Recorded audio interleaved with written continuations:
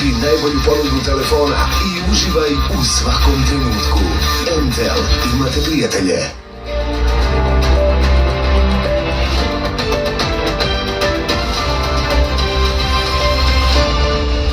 Grb, himna, zastava, Dan Republike. Kolektivni identitet srpskog naroda ponovo je na udaru, ali ovoga puta u režiji baš onog koji se već godinama busa u prsa da je najveći Srbin u Republici Srpskoj.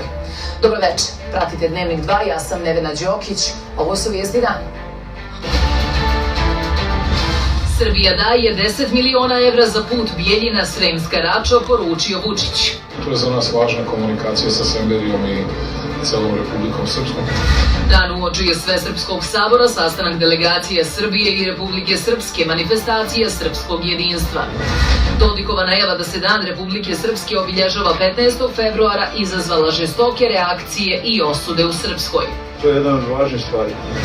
Sud odbio žalbu SDS-a. Ne mogu izaći na izbore. To je politička odluka. Idemo do Strasbura, poručuju iz SDS-a. Doboj, grad slučaj i dalje bez sudskog epiloga za izborne krađe. Žalostno je prvenstveno što se taj proces razvlači već 4 godine, što je apsurd svih apsurda. Joseph Biden se sastao sa Zelenskim, šalje višemilionsku pomoć.